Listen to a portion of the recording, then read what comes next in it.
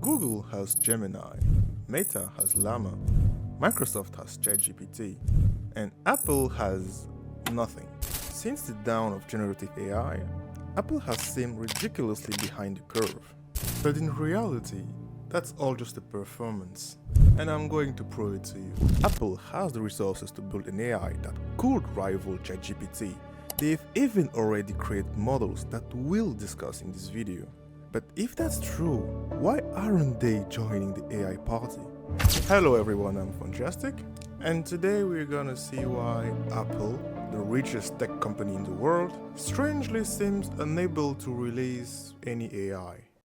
Now, for those who don't know, Apple is historically a company that improves upon what already exists. They didn't invent the MP3 player, yet the iPod became the industry standard. Same for the iPhone. They were already touchscreen phones back then, but they still had physical buttons, and the touch quality wasn't even close. Apple doesn't just create technology, they optimize it. They remove all friction, and they give it the perfect form for the average user. So, when ChatGPT dropped in 2022, everyone expected Apple to release what will surely be the best AI, or at least one of the best on the market. Except that didn't happen. In fact, we saw the complete opposite. After 3 years of silence, Apple started to look for competition to integrate in their own iPhones. First OpenAI, and now their lifelong rival, Google. A total admission of defeat. But why? What's stopping Apple from developing its own AI and hosting it all on secure servers? Their chips are among the best on the market. When people talk about cloud AI, they are literally using Mac minis. Apple should have a seat at the generative AI table, and yet they don't. Apple prefers to use everyone else's work. The main reason used to explain this is the user data privacy of Apple. I've heard this so much, because they have never really stored data in their entire existence, and since data collection is mandatory for training AIs, the logic goes, no data, no AI. Except that argument is absolutely garbage. First off, the data needed to train an AI like ChatGPT and LLM, standing for large language model, isn't just user messages. Okay, the data you use to train AIs, they need to be a specific type of data. Messages full of typos, slangs, and whatever private, they're not gonna help, okay? Maybe for fine-tuning. But as a foundation, nowhere near enough. Plus, companies like Anthropic or Mistral manage to get their hands on data. There are companies like Scale AI and many others dedicated specifically to data collection. The data argument just doesn't hold water. If Apple had the data problem, okay, they could have solved it very easily. Another argument I've heard a lot regarding Apple and AI is that they are dead set on running these models locally. In other words, directly on the device. The problem is, running a full-scale AI locally is incredibly difficult. Now, this argument works to an extent. It partly explains why Apple hasn't directly integrated any model in their phones, but it does still not explain or answer the big question. Why does Apple prefer to delegate? Why are they accepting this pseudo-humiliation? It's one thing to struggle with creating an AI that runs natively on an iPhone, but to go as far as using competitor tech, there has to be another reason. And yes, there is one, and you will see it later in the video. Apple is no stranger to cloud technology. They've had their own proprietary and perfectly secure servers for a very long time. And I might surprise you even more. Apple has actually created AIs. Ferret UI, for example, is a multimodal AI specialized in mobile interfaces. In other words, while ChatGPT usually responds with text, Ferret UI responds with actions. It won't just tell you how to order on an app. It will install the app and place the order for you. It is so good, it outperforms ChatGPT at this very specific task. And yet it still gets no coverage from the media. But that's not all. We also have OpenALM, which is a very compact language model, a sort of mini ChatGPT that doesn't need a 20,000 graphic cards to run, but just a simple smartphone.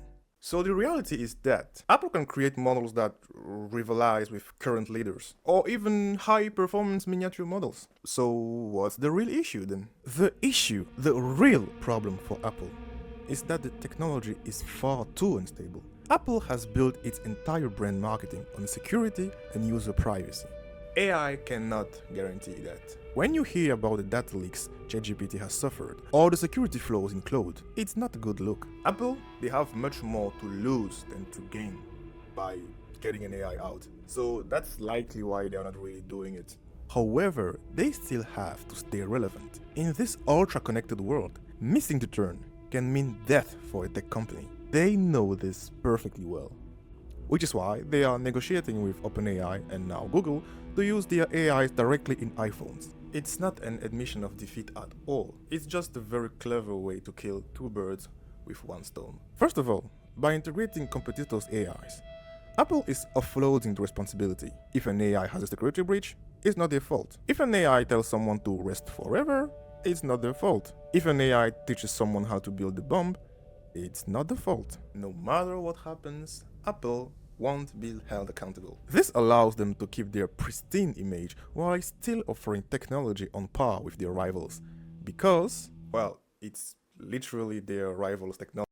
Now, the second advantage of Apple's strategy is what I really wanted to talk to you about in this video. And this is exactly what I was referring to when I said there is another reason Apple preferred to delegate. Just take a look at this. These are the investments companies have poured into AI. You've probably noticed the anomaly. Even Meta, which is only worth 1.7 trillion, invested 65 billion, 5 times more than Apple. Again, Apple is the richest company in the world with a valuation of 3.9 trillion, more than double Meta's. So this makes absolutely no sense, unless we face the truth. Apple does not believe in generative AI. At least that's my theory, but I strongly feel like everything is pointing in that specific direction. And above all, that wouldn't be the first time that Apple does something like this. Take foldable phones for example. Apple hasn't created a single one yet. No research on the subject, or at least nothing major, and zero effort in that field. On the other side, Samsung, the market leader, is struggling to sell its units. Apple doesn't try something if they think the market is not going to follow. When Mark Zuckerberg launched the metaverse, Apple didn't follow suit.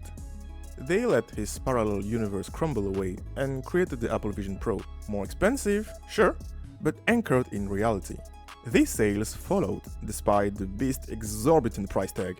They stole the spotlight from Meta so effectively that Mark actually made a video saying blah blah blah, my headset are better and this and that, and that's not 100% of what he said, but like, you get the idea. Looking further ahead, if we look at what generative AI really is and what giants like Meta, OpenAI and Google are trying to achieve, they are not just trying to build the next chatbot that has an answer for everything. The chatbot is just a stepping stone. Same for image, audio, and video generation. The real goal is to create an all-in-one tool capable of truly assisting a human in your daily tasks. For those who've seen Iron Man, think of it as Jarvis, a tool that will have access to all of your apps. It will see a meeting in your calendar tonight, so it will hop you into an Uber, find the best ride, and book it for you. If you bought flight tickets, it will suggest the best accommodations across every existing app. Apple knows damn well that this is the true revolution, and that will be the moment they will break from the silence to do what they do best. Offer the users the best AI assistant on the market, combining finesse and elegance. On one hand, they have the tech that allows an AI to communicate fluidly with a smartphone. On the other, they have the hardware necessary to run these intelligences. And all they have to do is to snap the two together. However, as easy it is to say, it comes with a price. The heavy price of potentially losing one of the most important technological war of humanity. Despite everything, the situation is actually far from clear. AI is exploding. Models are becoming increasingly complex, and Apple, despite their behind-the-scene presence, is, in the eyes of the public, off track. And that could have very serious repercussions. Apple is placing a bet on the future. They are betting that no matter what, they won't be too late. Generative AIs, as they exist today, are not in their final form. The fact that these AIs are struggling to be profitable, combined with the explosion of tools like computer use that allow AI to act independently, supports its theory. AI still has a really long road ahead, and Apple doesn't want to pay just to watch it grow, even if that means risking the same fate as BlackBerry or Nokia, who failed to adapt and were forgotten by the market. Are they right to wait? Or will they end up in the pantheon of giants who collapsed due to forced obsolescence? Only time will tell. If you enjoyed this video, please like and subscribe. It helps me out a lot. I also have another video on the real dangers of AI. So if you're interested, click on the video on your screen right now. And for me, I'll see you in the next video. Ciao ciao.